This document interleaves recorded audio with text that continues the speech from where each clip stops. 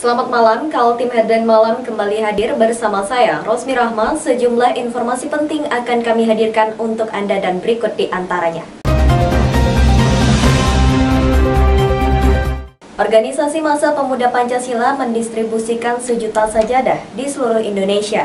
Program nasional itu mulai digerakkan di Samarinda, di mana pada tahap perdana dibagikan sebanyak 200 lembar untuk masjid dan musola serta pesantren. Berikut informasinya.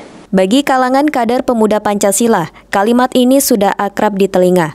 Lebih baik haram jadah ke sajadah daripada dari sajadah menjadi haram jadah. Begitulah pemuda Pancasila, organisasi massa cukup tua di negeri ini. Rabu tadi sejumlah pengurus pemuda Pancasila Kaltim turun membagi 200 sajadah ke musola, masjid, dan juga pesantren di kota Samarinda. Program bagi-bagi sajadah ke tempat-tempat ibadah guna mendukung program nasional organisasi itu yang mencanangkan pembagian 1 juta sajadah di seluruh Indonesia. Kegiatan di kota Samarinda dilakukan jajaran Ketua Juhairi Iwan, Fauji Bahtar, dan Ketua Komando Inti, Mahatidana Manggata Simanjuntak. Tugaskan untuk mendistribusikan untuk tahap pertama ini sebanyak 200-300 lembar kepada 10 dan 15 masjid, musola, serta pesantren. Nah, berkaitan dengan hal tersebut, maka hari ini apakah nanti kita bagi, apakah nanti kita bersama-sama, tapi yang penting tolong didokumentasikan dan selambat-lambatnya sore atau malam itu sudah. Sejumlah musola didatangi dan dibagikan sajadah. Di antaranya Masjid Al-Rashid, Jalan Imam Bonjol, Masjid Baitussalam Korem 091 ASN, Masjid Polresta Samarinda, dan Musola Polsek Samarinda. Juga pesantren Nabil Husain dan Panti Asuhan Al-Huda. Kami atas nama pengurus Masjid Al-Rashid, Jalan Imam Bonjol, Kelurahan Pelabuhan Samarinda, mengucapkan terima kasih yang sebesar-besarnya dan apresiasi yang setinggi-tingginya atas kepedulian pemuda Pancasila wilayah Kalimantan Timur. Ini adalah merupakan wujud wujud kepedulian pemuda Pancasila kepada warga masyarakat Kalimantan Timur, khususnya kepada pengurus-pengurus masjid yang ada di wilayah Samarinda. Terima kasih kami atas bantuannya. Oke, makasih. Kapten Fikri, Kabintal Korem, sekaligus ketua di Masjid Baitussalam Korem ini, dan pasti kami mengucapkan terima kasih atas bantuan yang sudah diberikan. Mudah-mudahan ini bisa kami manfaatkan kegiatan ibadah prajurit Korem dan mendapat balasan yang setimpal dari Allah Subhanahu wa Ta'ala. Amin. Amin. Baik. Ketua BPPP MPW Pemuda Pancasila Kaltim mengatakan, setelah pembagian tahap perdana di kota Samarinda, rencananya akan dilanjutkan dengan pembagian sajadah dengan target tempat-tempat ibadah di seluruh Kaltim. Tim Kaltim TV melaporkan.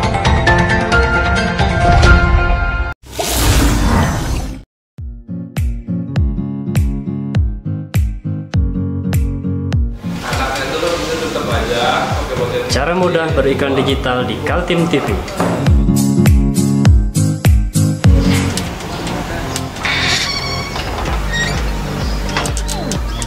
Yang pertama, jadilah sahabat Kaltim TV.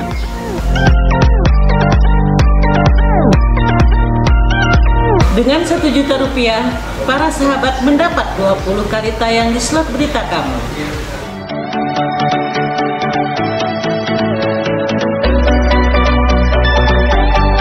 Dengan 20 detik, dapat menjangkau 20.000 penonton. Anda beruntung karena mendapat kesempatan perdana dari kami. Ayo jadilah sahabat Kaltim TV.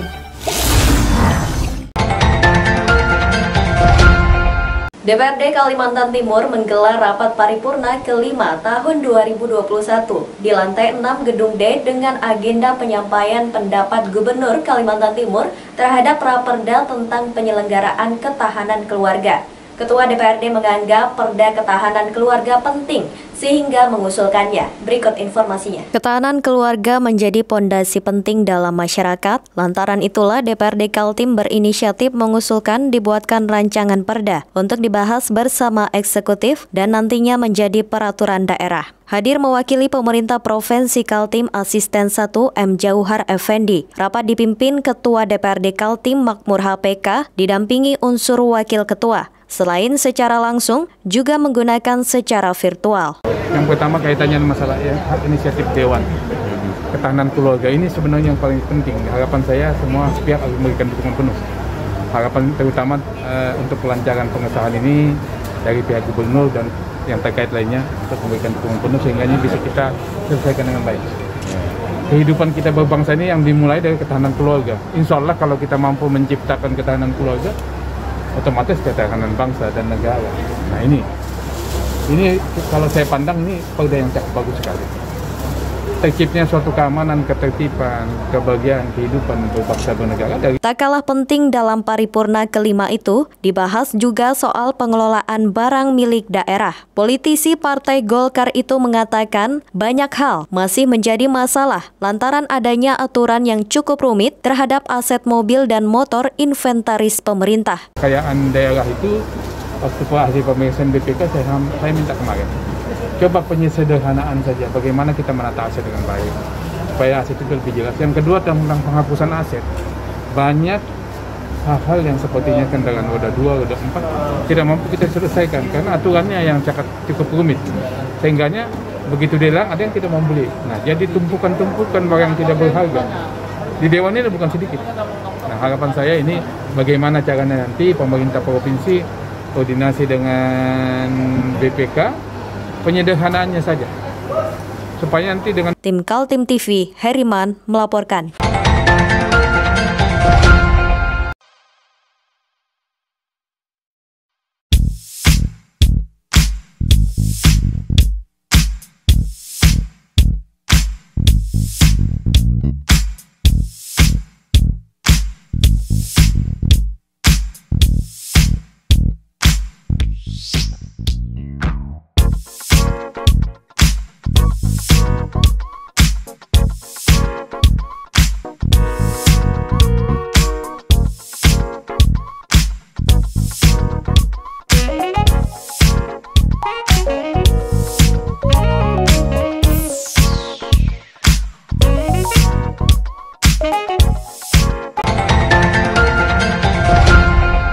Siapa bakal menjadi pengganti Tohari Aziz sebagai Wakil Wali Kota Balikpapan yang meninggal dunia 27 Januari 2021 lalu masih menjadi teka-teki.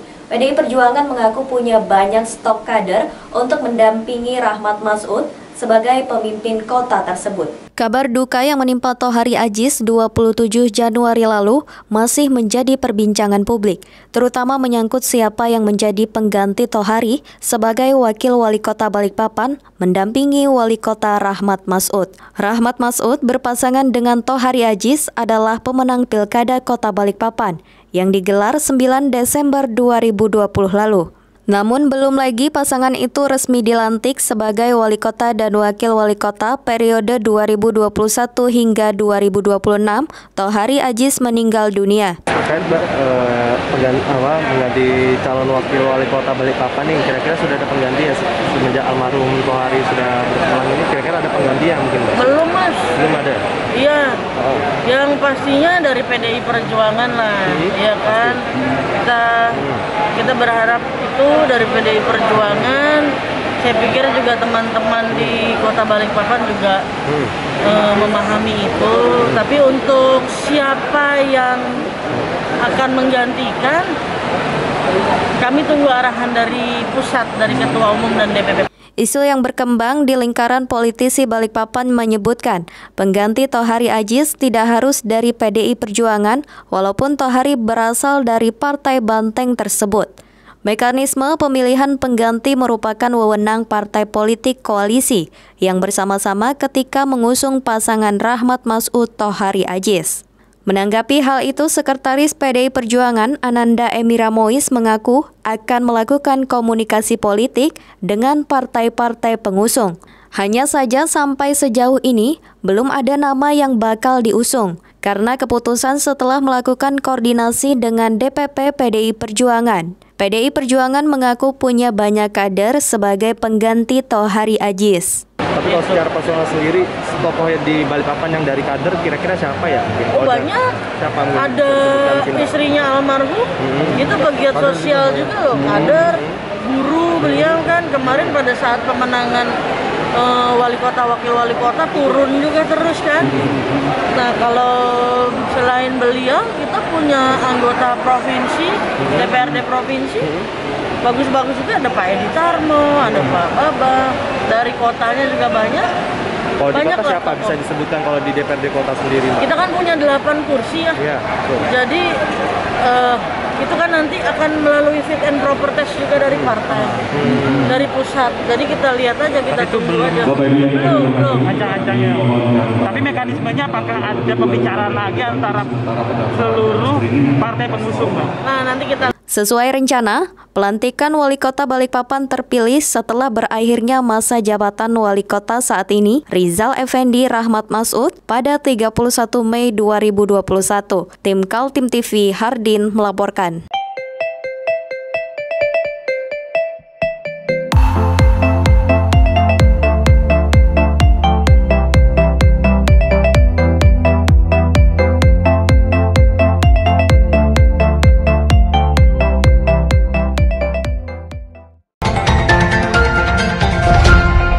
Kita beralih ke informasi selanjutnya. Wakil Ketua DPRD Kaltim Sigit Wibowo dan Wali Kota Samarinda Andi Harun memastikan vaksin Sinovac yang disuntikan kepada warga aman lantaran sudah diteliti dari sisi kesehatan dan kehalalan. Kedua politisi itu meminta agar tidak mempercayai hoax yang banyak beredar di media sosial. Hoax alias berita bohong masih banyak bertebaran di media sosial, terutama terkait vaksin Sinovac dari Tiongkok yang kini sudah disuntikan pada jutaan warga Indonesia, termasuk Presiden Republik Indonesia Joko Widodo dan Wapres Ma'ruf Amin. Karena itu, Wakil Ketua DPRD Kaltim Sigit Wibowo dan Wali Kota Samarinda menegaskan masyarakat tidak perlu meragukan lagi karena sudah ada bukti vaksin aman dan halal. Membuktikan vaksin aman dan halal, keduanya ikut menjalani vaksinasi yang digelar di Gedung Gor Segiri Samarinda. Keduanya mengakui setelah 30 menit divaksin, keduanya tidak merasakan efek apa-apa dan semua berjalan normal saja. Dari Bapak sendiri apa ya? Jadi kalau saya menghimbau kepada masyarakat Kalimantan Timur pada umumnya, Kalimantan Samarinda pada khususnya, ya karena ini demi mencegah penyebaran COVID-19, ya kan? Karena imunisasi ini penting bagi kita, individu per individu, ini bukan komunitas, tapi individu per individu. Jadi saya sarankan kepada masyarakat ketika program ini dijalankan, berbondong-bondonglah ke tempat vaksinasi, karena untuk demi keamanan kita pribadi masing-masing masyarakat.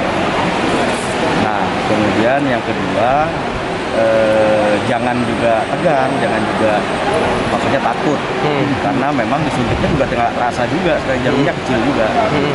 Jadi jangan dikira kayak jarumnya dulu yang besar-besar gitu kan. Jadi jarumnya kecil, kemudian enggak. Saya tadi yang memulai vaksin juga dalam rangka untuk memberi motivasi yang besar kepada masyarakat bahwa vaksin itu aman.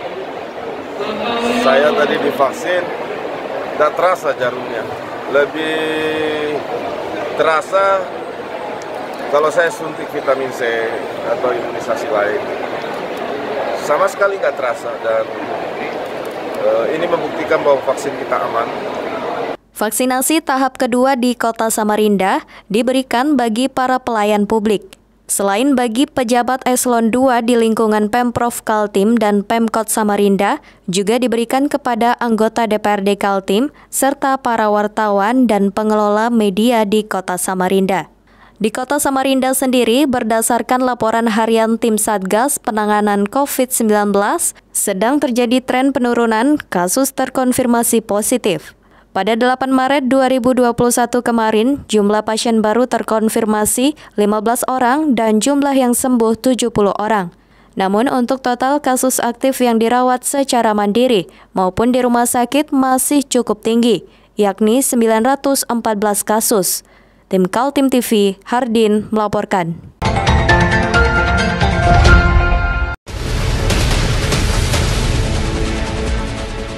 Mari kita memerangi virus corona dengan mematuhi imbauan pemerintah, stay at home.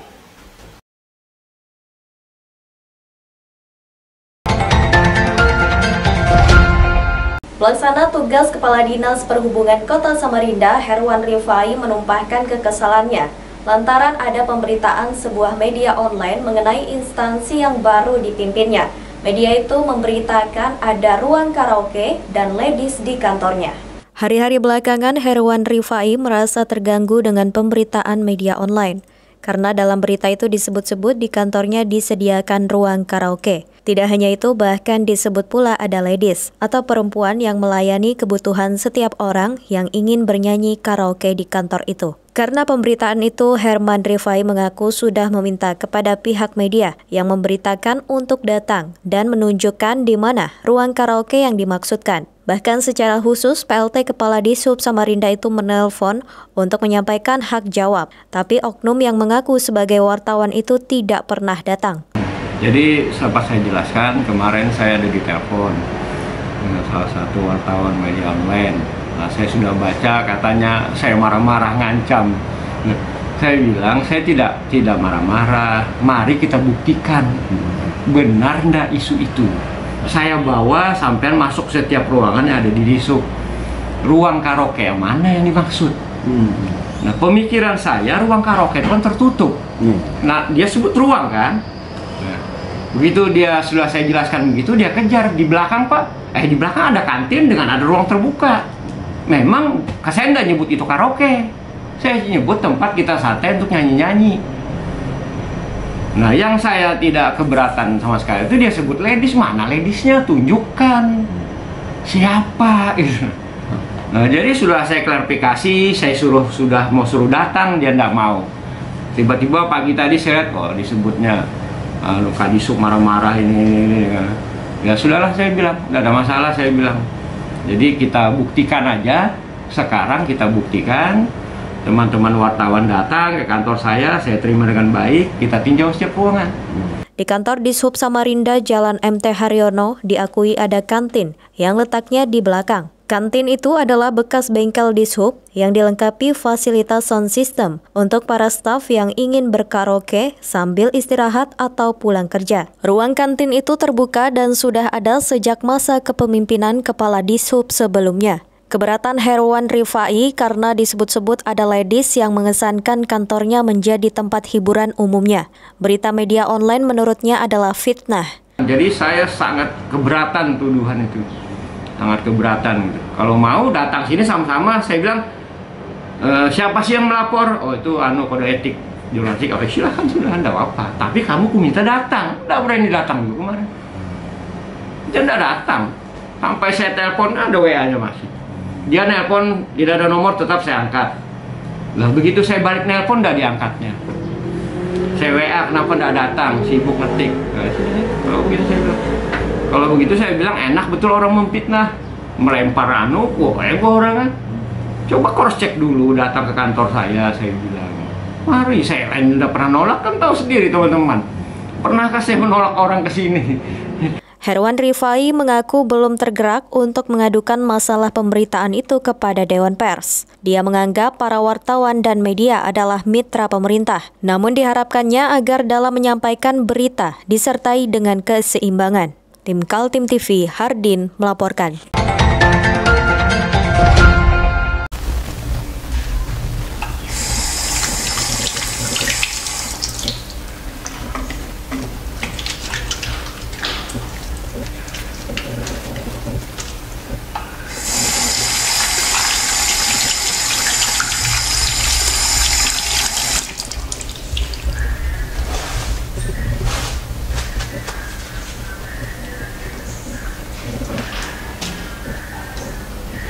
Meskipun di rumah saja, kita tetap selalu menjaga kesehatan, cuci tangan, menggunakan hand sanitizer. Ingat, mulailah dari diri sendiri. Demikian Kaltim Headline Malam edisi kali ini. Informasi lainnya dapat Anda simak melalui situs website kami www.kaltim.tv, channel YouTube dan fanpage Facebook Kaltim TV. Jangan lupa untuk selalu patuhi protokol kesehatan. Saya Rosmi Rahma bersama kerabat kerja yang bertugas pamit undur diri. Selamat malam dan sampai jumpa.